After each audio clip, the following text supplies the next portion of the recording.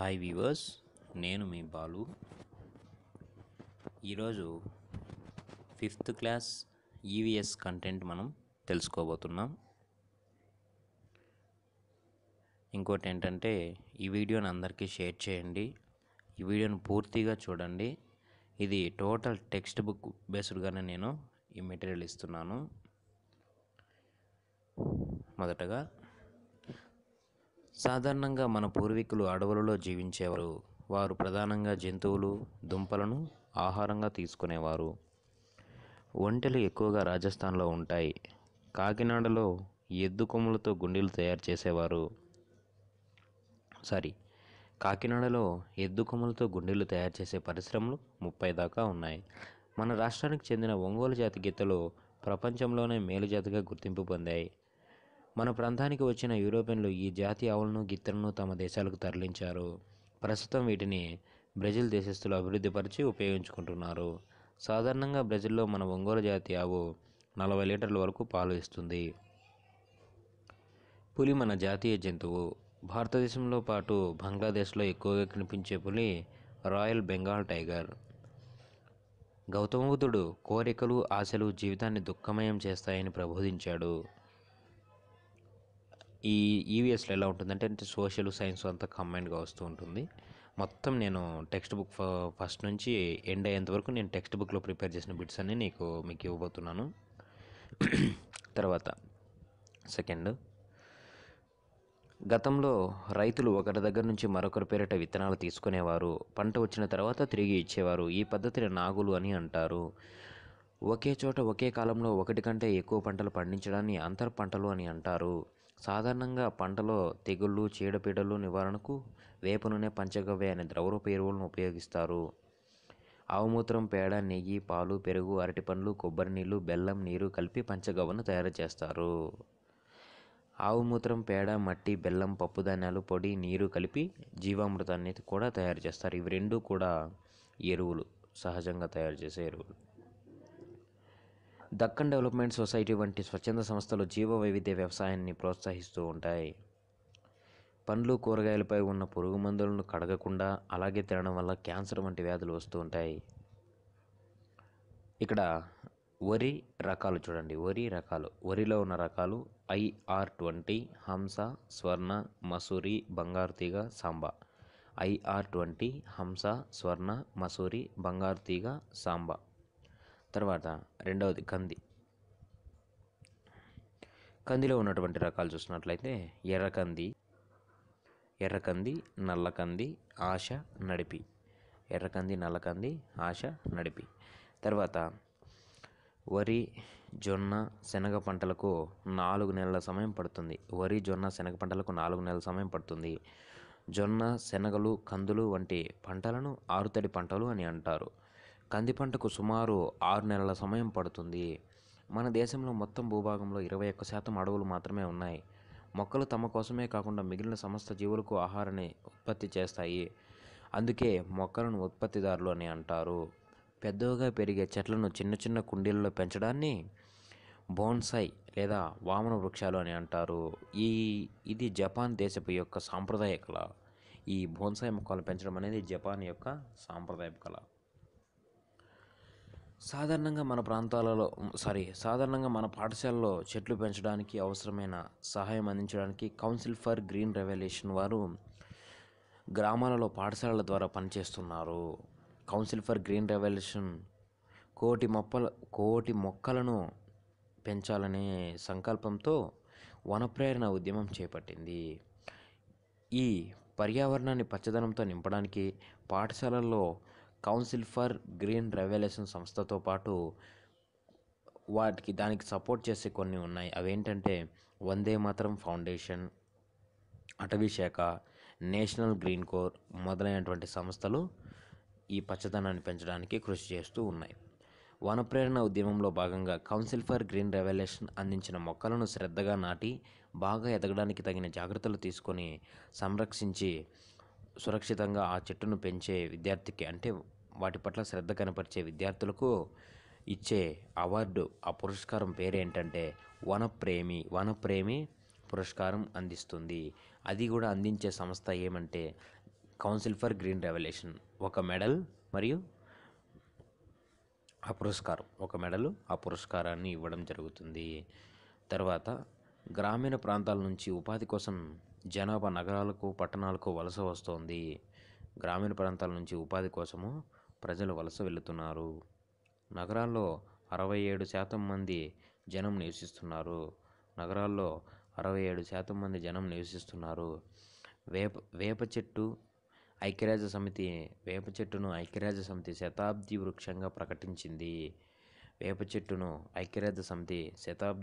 ప్రకటించింది. వరి, గోధుమలు, జొన్నలు, మొక్కజొన్నలు, తైదలు మొదలైన వాటిని చిరుధాన్యాలు అంటారు. వరి, గోధుమలు, మొక్కజొన్నలు, తైదలు, రాగులు, సజ్జలు, సామలు, కర్రలు మొదలైన వాటిని చిరుధాన్యాలు అని అంటారు. శరీరానికి శక్తినిచ్చే పదార్థాలని పిండి పదార్థాలు లేదా కార్బోహైడ్రేట్స్ అని అంటారు. తక్కువ పరిమాణంలో ప్రోటీన్లు, విటమిన్లు, ఖనిజ లవణాలు వంటి పోషక పదార్థాలు కూడా ఉంటాయి. శనగలు, పెసర్లు, మినుములు, కందులు, బఠానీలు, చిక్కుడు గింజలు మొదలైనవి పప్పుధాన్యాలు. సాధారణంగా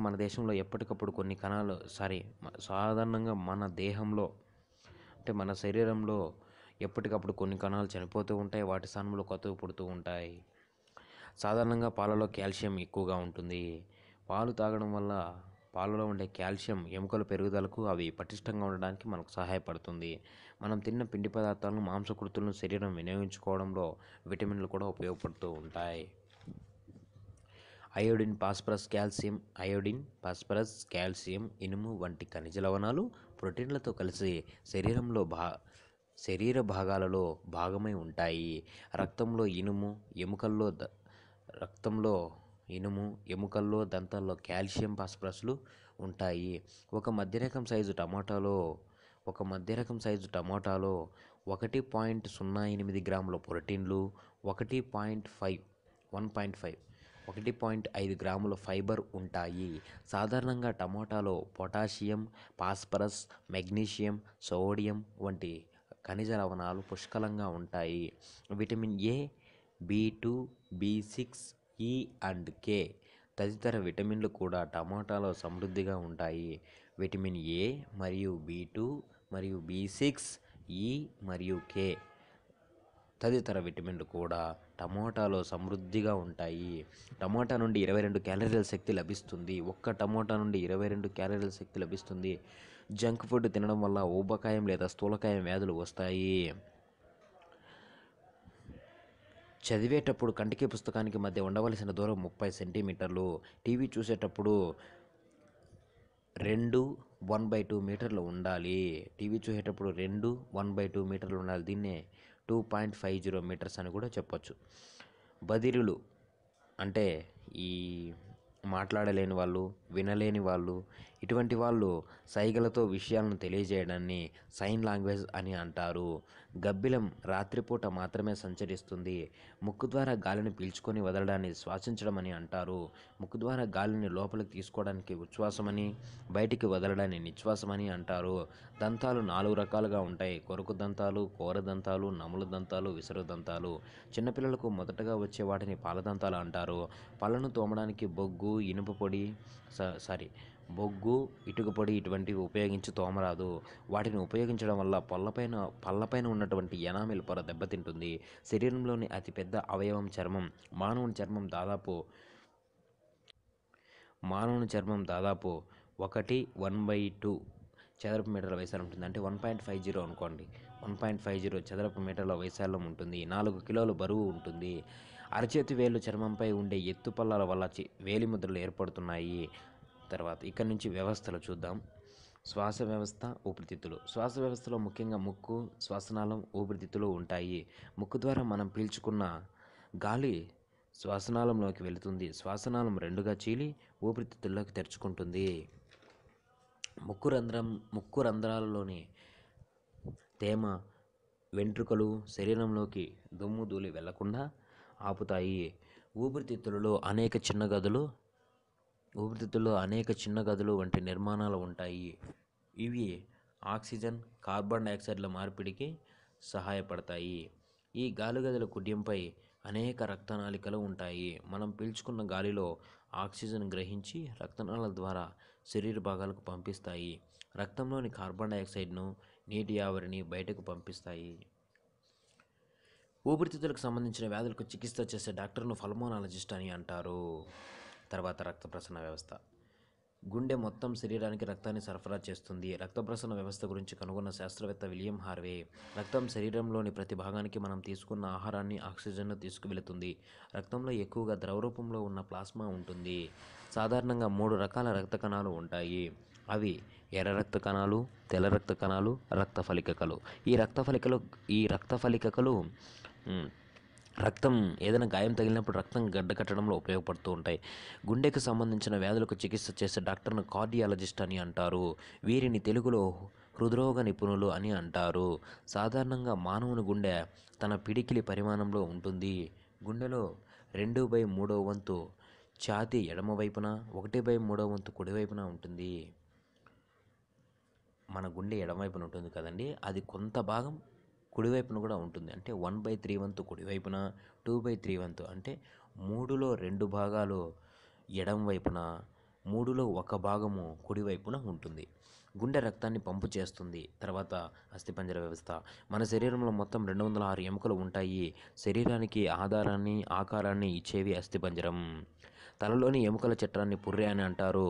ఈ తలలో 22 ఎముకలు ఉంటాయి. పుర్రె మెదడును కాపాడుతుంది. మెడ నుంచి నడుము వరకు చిన్న ఎముకలతో వెన్నెముక ఉంటుంది. సాధారణంగా కాల్షియం ఎముకలను దృఢంగా ఉంచుతుంది. ఎముకలకు సంబంధించిన వైద్యం చేయు డాక్టర్ను ఆర్థోపెడిషియన్ అని అంటారు. ప్రతిరోజు శరీరానికి ఎండ తగలడం వల్ల విటమిన్ డి లభిస్తుంది. తర్వాత జీర్ణ వ్యవస్థ. 1822 సంవత్సరంలో కడుపులో బుల్లెట్ గాయమై మార్టిన్ అనే సైనికుడు డాక్టర్ బీమెంట్ అనే డాక్టరు వైద్యం చేశాడు. మార్టిన్ కడుపుపై డాక్టర్ బీమెంట్ 9 సంవత్సరాలు ప్రయోగం చేశారు. కడుపులో ఉన్న జీర్ణరసాలు ఆమ్ల గుణాన్ని కలిగి ఉంటాయి. ఆహారం ఎప్పుడు కడుపు నిండా తినకూడదు. పొట్ట 25% మేర ఖాళీ ఉండాలి. తర్వాత విసర్జక వ్యవస్థ. మన శరీరంలో నడుము భాగంలో వెనుక వైపున వెన్నెముకకు ఇరువైపులా 2 మూత్రపిండాలు ఉంటాయి. మూత్రపిండాలు రక్తాన్ని వడపోసి దానిలోని మలినాలను వేరు చేస్తాయి. చర్మం కూడా ఒక విసర్జక అవయవం. చర్మం చెమట రూపంలో రక్తంలోని మలినాలను బయటకు పంపుతుంది. మూత్రపిండం వ్యవస్థకు సంబంధించిన వ్యాధులకు చికిత్స చేసే డాక్టర్ను యూరాలజిస్ట్ అని అంటారు. మెదడు నాడులకు సంబంధించిన వ్యాధులకు చికిత్స చేసే డాక్టర్ను న్యూరాలజిస్ట్ అని అంటారు. బాగా అబ్జర్వ్ చేయండి. మూత్రపిండం వ్యవస్థలకు సంబంధించి వ్యాధులకు అంటే మూత్రపిండానికి సంబంధించిన వ్యాధులను వాటికి సంబంధించిన వాటిని అధ్యయనం చేయు ఆ డాక్టర్ని ఏమంటారంటే చూసే ఆ డాక్టర్ని యూరాలజిస్ట్ అని అంటారు. మెదడు నాడులకు సంబంధించి న్యూరాలజిస్టు, మూత్రపిండము యూరాలజిస్టు. ఎందుకంటే మూత్రపిండం వీటి ద్వారా మనం అంటే యూరిన్, అది గుర్తుపెట్టుకోండి. యూరాలజిస్ట్ మూత్రపిండాల ద్వారా వ్యర్థాలు బయట వస్తాయి, అది యూరిన్ కాబట్టి యూరాలజిస్టు. మెదడు నాడులకు సంబంధించి వ్యాధులకు చికిత్స చేసే డాక్టర్ న్యూరాలజిస్ట్. నర్వ్స్ కాబట్టి నర్వ్స్ గుర్తుపెట్టుకోండి. తర్వాత అరకు ప్రాంత గిరిజనుల ఇక్కడి నుంచి మళ్ళీ సోషల్ కంటిన్యూగా అవుతూ ఉంటుందండి. సోషల్ సైన్స్ కంటిన్యూగా వస్తూ ఉంటాయి. అరకు ప్రాంతం గిరిజనుల ప్రత్యేక నృత్యం థింసా నృత్యం. గోండు జాతి గిరిజనులు వారి గ్రామదేవతను అకిపెన్ అని అంటారు. గోండు జాతి అంటే ఇది ఒక ట్రైబల్ అనమాట. వీళ్ళు ఒక గిరిజన తెగ. వీరి యొక్క గ్రామదేవతను వచ్చి అకిపెన్ అని అంటారు. గోండు జాతి వారికి ముఖ్యమైన జాతర నాగోబా జాతర. ఇది మొన్న టెట్లో కూడా అడిగారండి. 2018 టెట్లో కూడా అడగడం జరిగింది. ఏపీ 2018లో గోండు జాతి వారికి ముఖ్యమైన జాతర నాగోబా ఆలయం ఆదిలాబాద్ జిల్లా ఇంద్రవెల్లి మండలం కేస్లాపూర్ గ్రామంలో ఉంది. ప్రతి సంవత్సరం 5 రోజుల పాటు జరిగే ఈ జాతరలో ఇతర రాష్ట్రాల్లో ఉండే గోండులు కూడా పాల్గొంటూ ఉంటారు. నాగోబా జాతరలో నెమిలి పించాలతో అలంకరించుకొని గోండులు చేసే సాంప్రదాయ నృత్యము గుస్సాడి. నాగోబా జాతరలో గోండులు చేసే నృత్యం గుస్సాడి. చెంచు కుటుంబాలు అన్నీ ఒక ప్రాంతంలో గుడిసెలు వేసుకొని నివసిస్తారు. వీటిని పెంటలు అని అంటారు. కొన్ని పంటలను కలిపి ఒక గ్రామం అంటారు. కొన్ని పెంటలను కలిపి ఒక గ్రామం అని అంటారు. చెంచులకు లింగయ్య స్వామి, చెంచులక్ష్మి పూజ ముఖ్యమైనవి. చెంచులకు లింగయ్య స్వామి మరియు చెంచులక్ష్మి పూజ ముఖ్యమైనవి. ఈ పూజను మాఘమాసంలో నిర్వహిస్తారు. ఈ చెంచులక్ష్మి పూజను మాఘమాసంలో నిర్వహిస్తారు. బోండా జాతి గిరిజనులు విశాఖపట్నం జిల్లాలోని అరకు ప్రాంతంలోని కొండలలో, దట్టమైన అడవులలోను, పక్కనే ఉన్న ఒడిశా రాష్ట్రంలో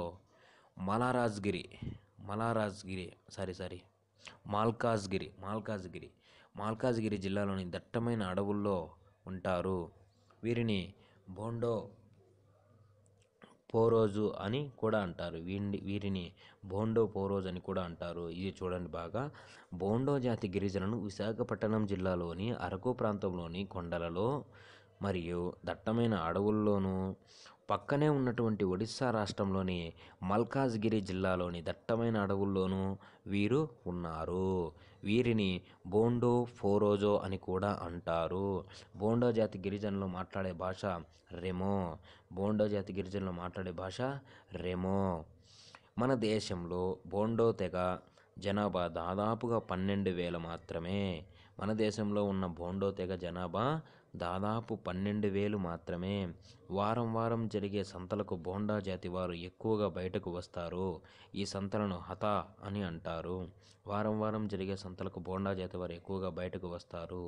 ఈ సంతలను హతా అంటారు.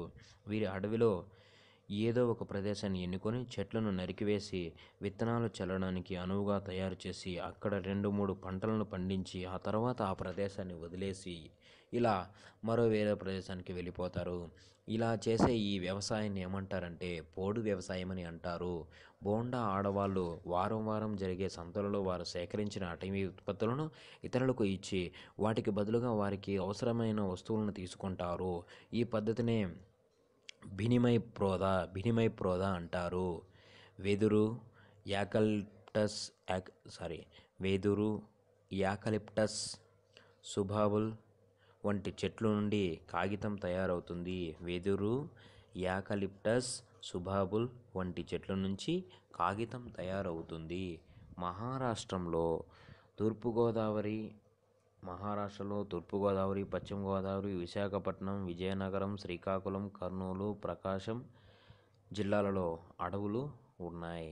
ఆదిలాబాద్ జిల్లాలో అడవుల్లో గోండు, కొలామి, ప్రధాన్, తోటి తెగలకు చెందిన గిరిజనులు ఉన్నారు. మహారాష్ట్రలో తూర్పుగోదావరి, పశ్చిమ గోదావరి, విశాఖపట్నం, విజయనగరం, శ్రీకాకుళం, కర్నూలు, ప్రకాశం జిల్లాల్లో అడవులు ఉన్నాయి. ఆదిలాబాద్ జిల్లాలో అడవుల్లో గోండు, కొలామి, ప్రధాను, తోటి.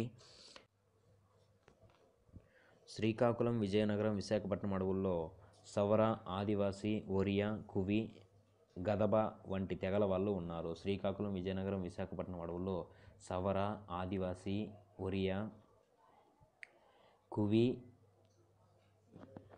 గదబ వంటి తెగల వాళ్ళు ఉన్నారు. తూర్పుగోదావరి, పశ్చిమ గోదావరి జిల్లాల్లో అడవుల్లో కోయ తెగకు చెందిన గిరిజనులు ఉన్నారు. మన దేశం మొత్తం భూభాగంలో అడవులు 6,92,027 చదరపు కిలోమీటర్లు ఉన్నాయి. 21.05% ఉన్నాయి అడవులు. మధ్యప్రదేశ్ రాష్ట్రం మొత్తం భూభాగంలో అడవులు 46,389 చదరపు కిలోమీటర్లు ఉన్నాయి. 46,389 చదరపు కిలోమీటర్లు ఉన్నాయి. అంటే 16.89% ఉన్నాయి.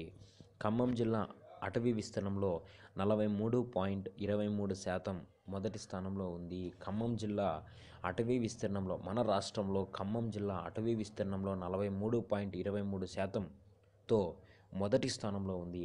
సాధారణంగా చెట్లను నరికివేయడం వల్ల వాతావరణంలో కార్బన్ డయాక్సైడ్ ఎక్కువ అవుతుంది. దీనివల్ల భూమి వేడెక్కుతుంది. దీనినే భూగోళం వేడెక్కడం అంటారు. దీనివల్ల వర్షాలు తగ్గుతాయి. Global warming. సాధారణంగా ఒక చెట్టు 660 కేజీల కార్బన్ డయాక్సైడ్ను తీసుకుంటుంది. ఒక చెట్టు మాత్రమే సుమారు నలుగురు మనుషులకు అవసరమయ్యే ఆక్సిజన్ ఇవ్వగలుగుతుంది. ఒక చెట్టు మాత్రమే సుమారు నలుగురు మనుషులకు అవసరమయ్యే ఆక్సిజన్ ఇవ్వగలుగుతుంది. తర్వాత ఇక్కడ నుంచి మళ్ళీ సోషల్. రాజమండ్రి వద్ద గోదావరి నది మీద బ్రిడ్జి వంతెన సుమారు 3 కిలోమీటర్ల వరకు ఉంది. గోదావరి నది మహారాష్ట్రలో నాసిక్ జిల్లా త్రయంబకేశ్వరం వద్ద పశ్చిమ కనుమల్లో బ్రహ్మగిరి కొండల్లో ప్రారంభమై తెలంగాణ రాష్ట్రంలో ఆదిలాబాద్ జిల్లాలో బాసర వద్ద ప్రవేశించి అది సుమారు 1465 కిలోమీటర్లు ప్రవహిస్తున్నది. గోదావరి నది ఆదిలాబాద్, కరీంనగర్ జిల్లాలతో పాటు తూర్పుగోదావరి, పశ్చిమ గోదావరి జిల్లాలను వేరు చేస్తూ 3 పాయలుగా విడిపోయి తూర్పుగోదావరి జిల్లాలోని అంతర్వేది యానాలం వద్ద బంగాళాఖాతంలో కలుస్తుంది. తూర్పు పశ్చిమ జిల్లాల్లో అరుదైన చేప పులస చేప. తూర్పు పశ్చిమ గోదావరి జిల్లాల్లో అరుదైన చేప పులస చేప. ఇది గోదావరి జిల్లాలోనే లభించే అరుదైన చేప. పులస చేప యొక్క శాస్త్రీయ నామం హిల్సా ఇలిషా. పులస చేప యొక్క శాస్త్రీయనామం హిల్సా ఇలిషా. ఇది సముద్రపు చేప కానీ పెద్ద నదుల్లోకి ప్రవేశించి గుడ్లను పెట్టడం ద్వారా సంతానాన్ని వృద్ధి చేసుకుంటాయి. ఇవి సముద్రపు చేప కానీ పెద్ద నదుల్లోకి ప్రవేశించి గుడ్లను పెట్టడం వృద్ధి చేసుకుంటాయి. ఆగస్టు సెప్టెంబర్ నెలల్లో వచ్చి వరదల వల్ల గోదావరి నీరు ఎర్రగా ఉంటుంది. ఆగస్టు సెప్టెంబర్ నెలల్లో వచ్చే వరదల వల్ల గోదావరి నీరు ఎర్రగా ఉంటుంది. ఈ సమయంలో సముద్రం నుంచి 1200 కిలోమీటర్ల వరకు ప్రయాణించిన పులస చేపలు గోదావరి జిల్లాల్లో గుడ్లు పెట్టడానికి వస్తాయి. గుడ్లు పెట్టిన తర్వాత పిల్లలతో 2 నెలల్లోపు సముద్రంలోకి వెళతాయి. పులస చేపలో ఒమేగా 3 కొవ్వు ఆమ్లాలు సమృద్ధిగా ఉంటాయి. గోదావరిపై మొదటి డ్యాం గంగాపూర్ వద్ద ఉంది. నాసిక్, త్రయంబక్ పట్టణాల ప్రజలకు త్రాగునీరు అందిస్తోంది. గోదావరిపై జయక్యాడి, శ్రీరామ్ సాగర్, ధవళేశ్వరం ఆనకట్టలు ఉన్నాయి. మన రాష్ట్రంలో వరంగల్ జిల్లాలోని దేవాదుల వద్ద ఎత్తిపోతల పథకం ద్వారా వరంగల్, కరీంనగర్, నల్గొండ జిల్లాలకు నీరు అందించేందుకు ప్రయత్నిస్తున్నారు. ఇది రాష్ట్రం విడిపోకముందు ఇది వరంగల్కి అంటే తెలంగాణకు సంబంధించి చూసుకోండి ఒకసారి. గోదావరి నీటితో మహారాష్ట్ర, ఆంధ్రప్రదేశ్లో చెరకు, వరి, పత్తి, పొగాకు, మిరప పండ్ల తోటలు పండుతున్నాయి. గోదావరి సముద్రంలో కలిసే చోట సారవంతమైన నేలలు ఉంటాయి. ఇక్కడ ఈ మట్టి ద్వారా అంటే మట్టి నదుల్లోనూ ఒండ్రు మట్టి కొట్టుకొని వచ్చి ఏర్పడే నేలను డెల్టాలు అని అంటారు. ఈ డెల్టా భూముల్లో వరి, కొబ్బరి పంటలు బాగా పండుతాయి. గోదావరి పరివాహక ప్రాంతం 12 చదరపు కిలోమీటర్లు. గోదావరి పరివాహక ప్రాంతం 3,12,812 చదరపు కిలోమీటర్లు ఉంది. భారతదేశ భూభాగంలో 10వ వంతు ఇంగ్లాండ్, ఐర్లాండ్ మొత్తం భూభాగానికన్నా ఎక్కువ. భారతదేశ